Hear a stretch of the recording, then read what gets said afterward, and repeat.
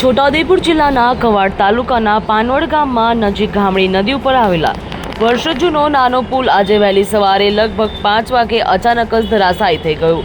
પુલનો એક મોટો ભાગ તૂટી પડતા ગ્રામજનો અને વાહન ચાલકોમાં હડકંપ મચી ગયો। જોકે સદભાગ્યે આ ઘટનામાં કોઈ પણ પ્રકારની જાનહાનિ સર્જાઈ નથી, પરંતુ ઘટનાએ વહીવટી તંત્રની બેદરકારી ઉપર ગંભીર સવાલો ઊભા કર્યા। આ ઘટનાની જાણ થતાની સાથે જ તંત્રએ તાત્કાલિક વાહન વ્યવહાર બંધ કરી દીધો અને સ્થળ ઉપર તપાસ શરૂ કરી।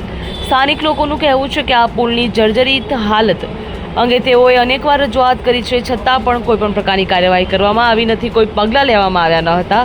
આ બેદરકારીના કારણે આજે આ ઘટના સર્જાઈ, જે મોટી દુર્ઘટનામાં પરિવર્તિત થઈ ગઈ। મળતી માહિતી મુજબ છોટાઉદેપુર જિલ્લામાં અનેક પુલો, કોઝવે અને રસ્તાઓ જર્જરિત હાલતમાં જોવા મળી રહ્યા છે। ગ્રામજનો લાંબા સમયથી આના સમારકામની માંગ કરી રહ્યા છે, પરંતુ તંત્રની ઉદાસીનતા સ્પષ્ટ દેખાઈ રહી છે। આ ઘટનાને લઈને લોકોમાં રોષ ફેલાયો અને પ્રશ્ન પણ ઊભા થયા, જો આવી ઘટનામાં કોઈ મોટું નુકસાન થયું હોત તો જવાબદાર કોણ?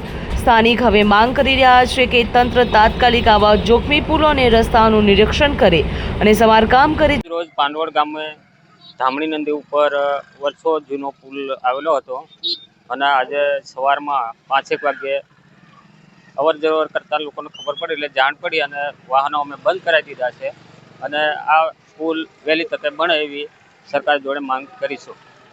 કેટલા વાગે આ પુલ પડ્યો અને રાત્રે લગભગ 5 વાગે। અને કેટલા ગામ લોકોને તકલીફ પડશે? આ પુલ લગભગ 35 થી 40 ગામોનો અવર જવર થાય છે। શું નામ આપનું? ઇન્દ્રસિંહ રણછોડ, સરપંચ। જેથી ભવિષ્યમાં આવી ઘટનાઓ ફરી ન ઘટે। હવે જુઓ દેશ દુનિયાની તમામ ખબરો તમારી આંગળીના ટેરવે।